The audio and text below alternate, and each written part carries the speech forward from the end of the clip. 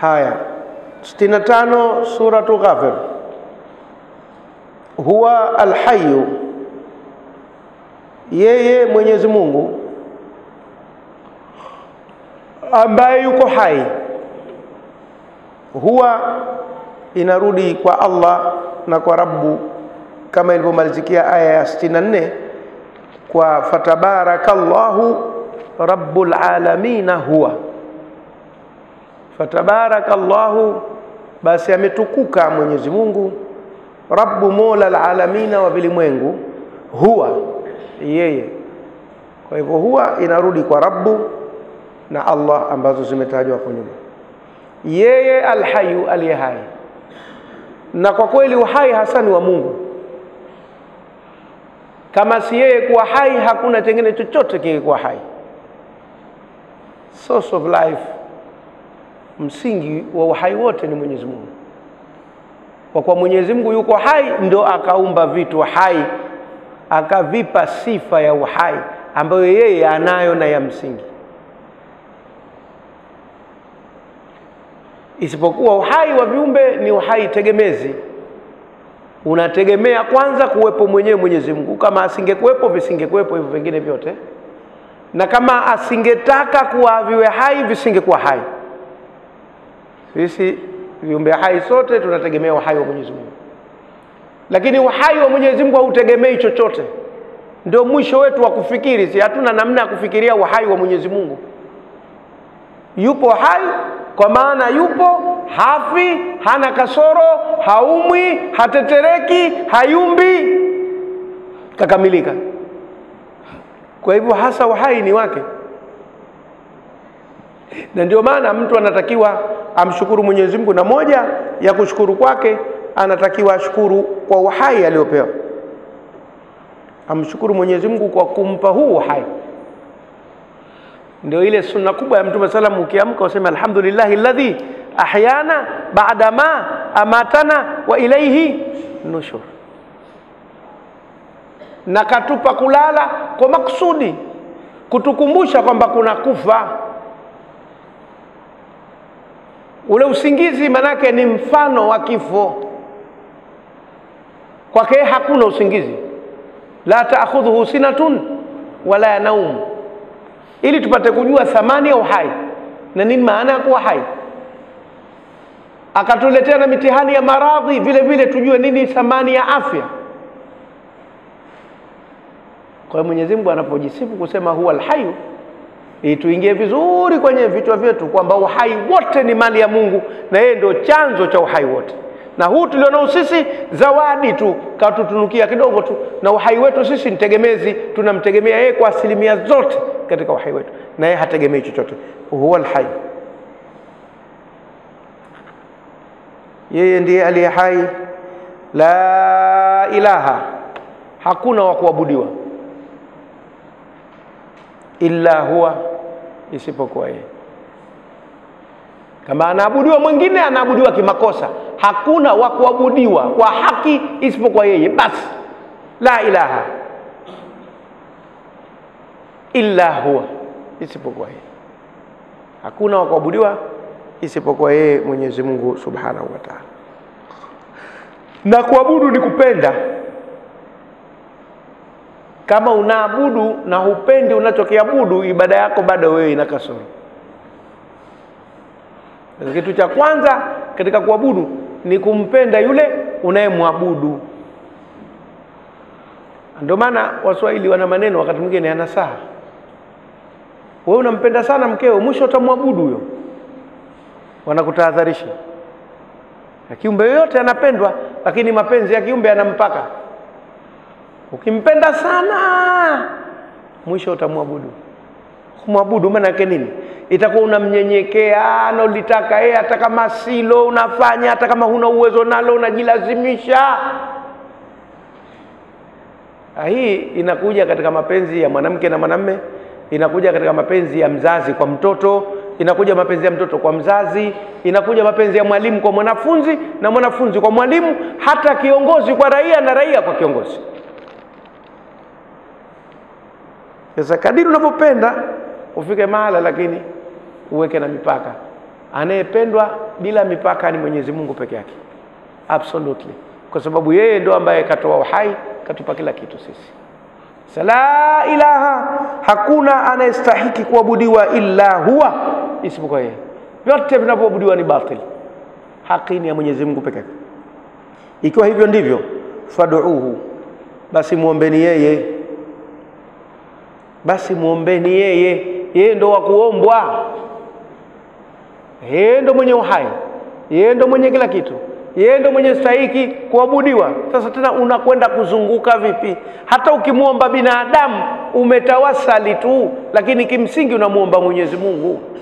Na ndio maana waombaji wazuri hata akitaka kumuomba binadamu anamuomba Mungu kwanza. Ya Rabbi, nakwenda kumuomba kiumbe chako huyu kwa sababu umemwakilisha kwa mali, basi ulainishe moyo wake anipe ninachokihitaji.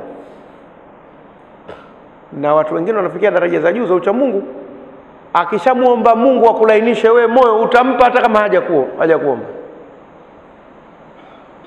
Anamuomba Mwenyezi Mungu huko kwamba nakwenda kumuomba mtu fulani, ya Rabbi, mtu huyu msahilishe moyo wake, ulegeze, anipe ninachokihitaji madhali na uwezo nacho. Basi akifika, naona shekhe umekuja, nilikuwa na 10,000 nataka nikupe, anakupa hata hujamwambia. Hizo lakini daraja tu na inda Allah, ziko kwa Mungu daraja hizo, anatoa kuwapa viumbe wengine. Anamuomba Mungu kabla hajakuomba wewe, alafu wewe unatoa bila kuambiwa. Faduhu, basi muombeni Mwenyezi Mungu mukhlisina laudin, hali ya kuwa ni wenye kumtakasia dini yake. Mnamtakasia yake dini inakuwa ni yake peke yake, mnaitakasa, hamuichanganyi na vitu vingine vyote, mnaifanya safi kabisa, mnatakasa au mnatakasha, mnasafisha ile dini. Mukhlisina laudina, mkimtakasia dini yake iwe halisi kwa ajili ya Allah, si kwa ajili ya ubinafsi, maslahi binafsi, si kwa ajili ya kujipendekeza, si kwa ajili ya kutaka sifa. Na eneo hili la ikhlasi ndio eneo ambalo linatupa shida sana sisi Waislamu, sana. Manake amali zote zinatakiwa zifanywe khalisan liwaji Allahil karim, kwa ajili ya ridhaa ya Mwenyezi Mungu. Hiyo wakati mwingine sisi mara hufanya kwa ajili ya ridhaa za watu, wengine hufanya kwa ajili ya maslahi yetu binafsi. Kuna mitihani mingi humu, na kama Mwenyezi Mungu ataipekua ikhlasi yetu sawa sawa siku ya Kiyama, ibada zetu nyingi tunazofanya zitakuwa zina mashaka nyingi sana. Tumuombe tu Mwenyezi Mungu kama alivyokuwa mwingi wa rehema, atutizame kwa rehema zake zaidi. Ya Rabbi binadhra, basi tumuombe tu binadhra min al-aini rahima tudawi kula madhi, atusamehe tu basi. Lakini hizi za kusema sisi tunafanya vitendo kwa ikhlasi ina mashaka makubwa kwetu, hasa katika dunia ya leo sana. Unamwona mtu anazidi khushu katika ibada, ikiwa pana wakubwa au pana watu hivi, anazidi khushu, lakini yuko peke yake, wala wasiwasi hana. Ule unyenyekevu hasa mbele ya Mwenyezi Mungu hatuna, tuna unyenyekevu mbele za watu. Hata hii michango kutoa nini, yakifanywa maharambee na nini, utaona watu wako mbele, mstari wa mbele kujitolea, wewe katoa laki, wewe katoa 1000. Lakini katika ile hali halisi hasa baina yako na baina ya Mwenyezi Mungu, utoaji unakuwa mgumu sana. Bringi, hata sisi wasomi wakati mwingine tuna mashaka. Akiwa na watu kidogo hivi, hazungumzi kwa fasaha. Ukitaka kujua, tizama watu ambao anaweza kazungumza na kamera tu.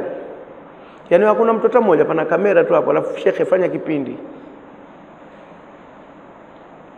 dakika 5 anashindwa kuzungumza na kamera tupu. Lakini pokea pana watu na mifano na nini, hatusemi kwamba hawasaidii watu, wakiwepo inasaidia. Lakini je, mawaidha yako yametaalaki na kuwepo watu au yametaalaki na utoaji tu ujumbe kutoka mdomoni? Pana kazi kidogo. Labda nitoe mfano wa wasomaji wa taarifa habari kwenye TV. Unajua wale wanafanya mazoezi siku nyingi sana, ndio mpaka wana qualify kwa sasa wasomaji wa taarifa za habari, sababu hakuna kazi ngumu kuliko ile kwenye television, kwamba wewe na kamera tu na unaachwa kwenye chumba, hakuna hata mtu mmoja. Wakati mwingine siku hizi vyumba vyao makamera moja kwa moja kwenye ukuta, wewe unakaa tu pale chumba. Ifuatayo ni taarifa habari unazungumza, wakati huo huo unasema na kamera tu pale peke yako, anayekutizama humuoni. Ngumu kweli, ngumu kweli. Lakini wakiwepo watu na nini wanakupa hamu ya kusema.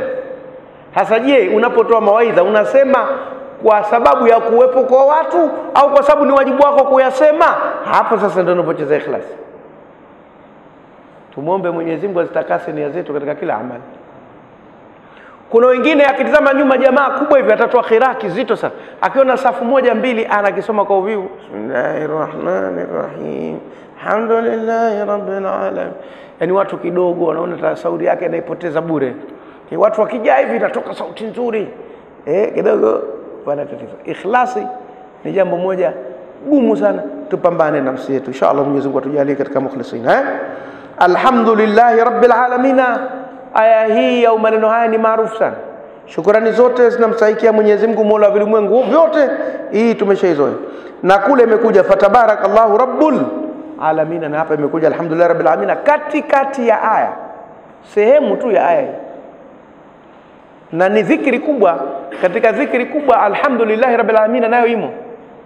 Hata ukisema alhamdulillah nayo ni dhikri peke yake. Subhanallah dhikri, Allahu akbar dhikri, la ilaha illallah dhikri, alhamdulillah dhikri, alhamdulillah rabbil alamin dhikri kubwa sana. Na hii tumeshaitafsiri mara nyingi, hatuirudii. Qul, sema, anaambiwa Mtume Muhammad sallallahu alaihi wasallam kwa mara ya kwanza, na halafu tunaambiwa sisi tunomfuata kwa mara ya pili. Qul, sema, inni nuhitu, hakika mimi nimekatazwa, anaabudu alladhina tad'una min dunillahi, kuabudu wale mnaowaomba dhidi ya Mwenyezi Mungu. Mimi nimekatazwa.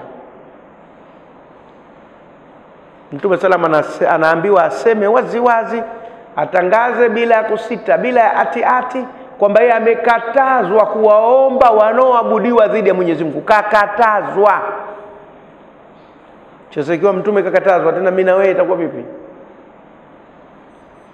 Hapa nataka angalizo. Siku moja Dar es Salaam pale kwenye mijadala ya watu wa dini mbalimbali, baina hasa dini yetu ya Kiislamu na hawa watu wa dini ya pili inayofuata hapa kwetu Tanzania.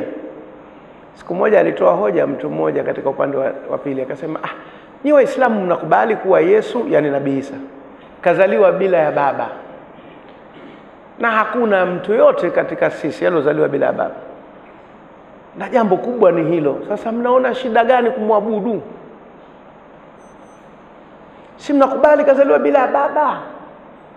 Sasa kwa nini mnapata shida kumwabudu mtu wa ajabu namna hiyo? Anajaribu kutoa hoja ya kiakili. Sasa watu wetu wa mistari wao tena mkifika huko hawawezi, maana wale washazoea mpe.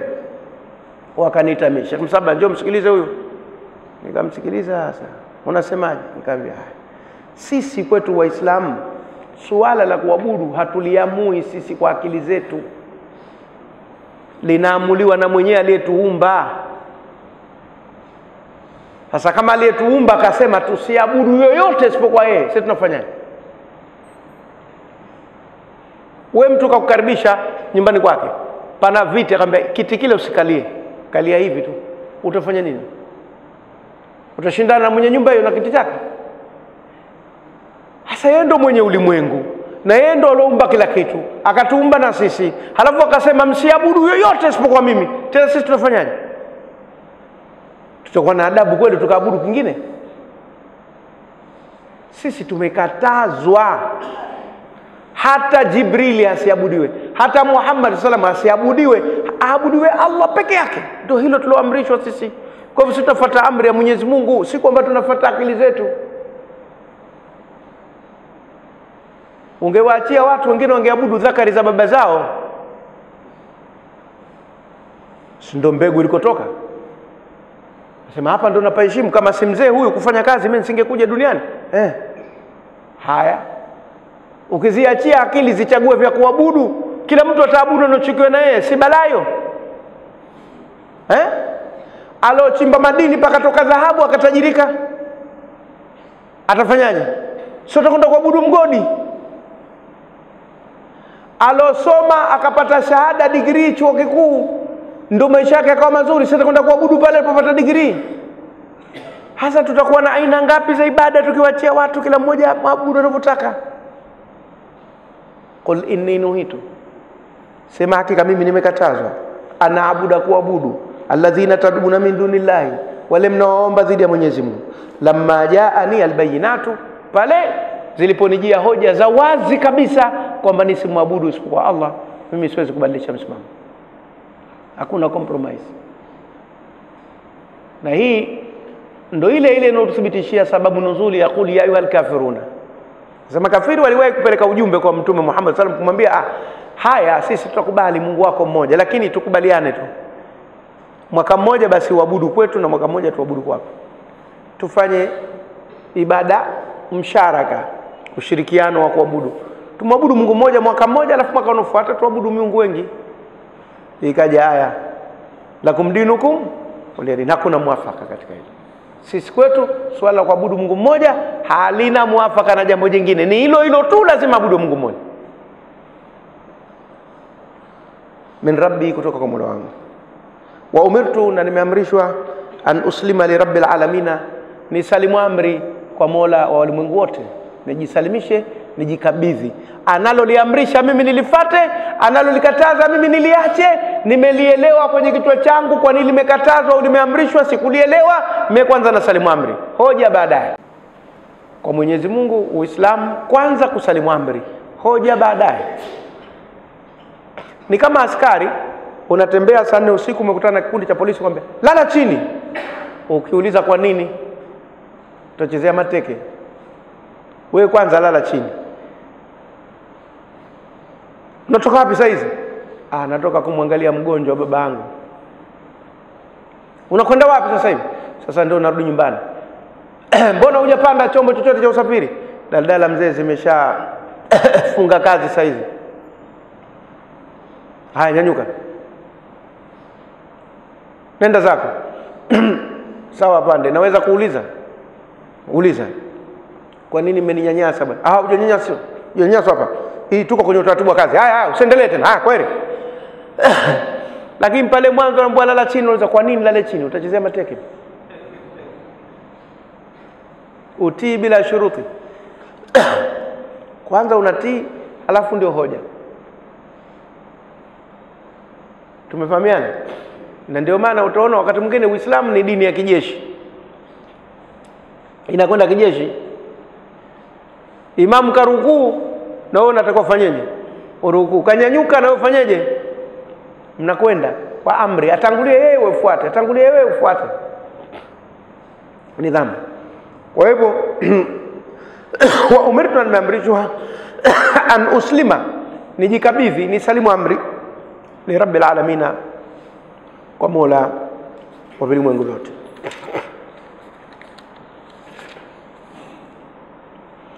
Huwa alladhi, yeye ndiye ambaye khalaqakum, kakuumbeni.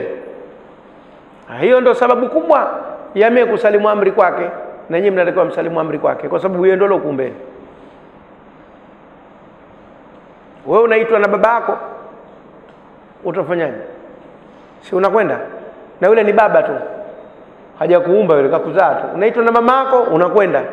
Sasa je, Mwenyezi Mungu aliyekuumba wewe na wazazi wako na asili yako na riziki zako na kila kitu, ana haki ya kutiiwa kuliko kiumbe chochote. Basi huwa alladhi khalaqakum, yeye ndio alokuumbeni, min turabin, kutokana na mchanga au udongo. Qur'ani wakati mwingine inasema min tinin, wakati mwingine inasema min turabin, lakini ni kwa sababu ya matumizi tu ya lugha, kwamba wako Waarabu ambao wanatumia neno tin na wako Waarabu ambao halitumii wanatumia neno turab. Kwa hivyo kwa kuzingatia lahaja zote anaweka. Kwa hivyo ukitafsiri kutokana na udongo sawa, kutokana na mchanga, na wakati mwingine anasema kutokana na mavumbi baadhi, lakini ni maneno tu, yote yanamaanisha kwamba nyinyi mnatokana na ardhi. Ndio kitu kikubwa. Khalaqakum min turabin, kakumbeni kutokana na udongo. Ndio utaratibu wa mwanzo huo wa kumuumba Adam.